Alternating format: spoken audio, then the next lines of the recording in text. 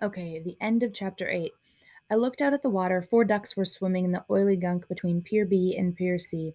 All they had to do was spread their wings and fly away, but they stayed. How stupid can you get? Chapter 9.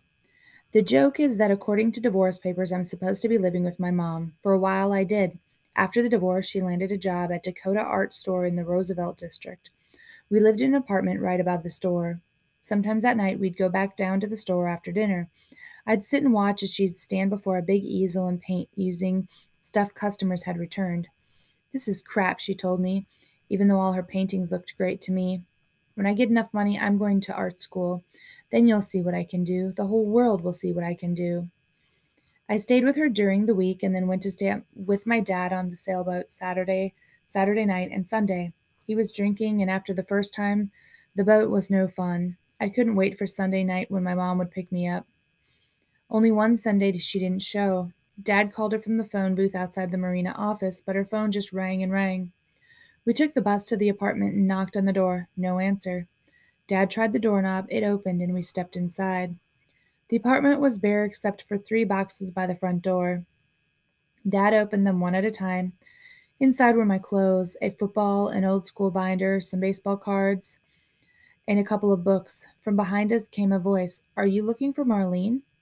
We turned around. Standing outside the door was Bill, the man who lived in the apartment across the hall from Mom and me.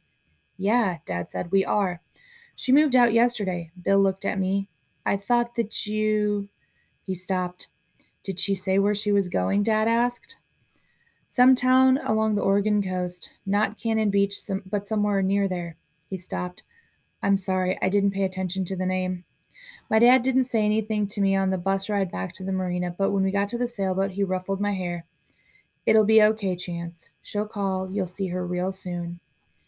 Mom's letter arrived a couple weeks later. Dad read it and then handed it to me. I didn't understand most of it, but there was one sentence that I read over and over. It will only be for a little while. Those days with Dad, those days Dad was full of plans.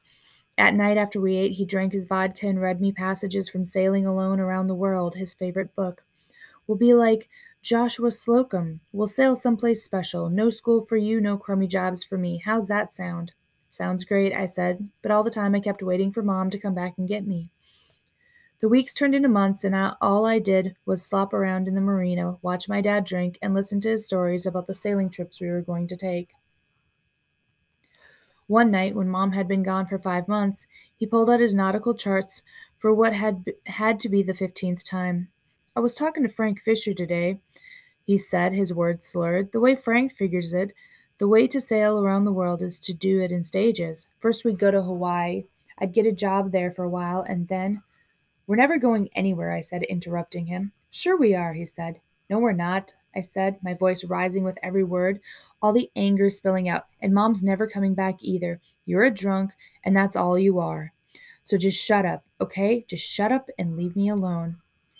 He looked at me for a long time, then he folded up his charts and put them away. That was years ago. He has never mentioned sailing around the world to me since that day. But every once in a while he'll pull out his charts and pour over them as if he really is going somewhere someday. And sometimes when I get the mail from the woman at the marina office, there will be a letter with handwriting that reminds me of my mom's. My whole body will go tense, and then I'll see it's from Green Lake Golf or Fantasia, and I'll feel like a fool.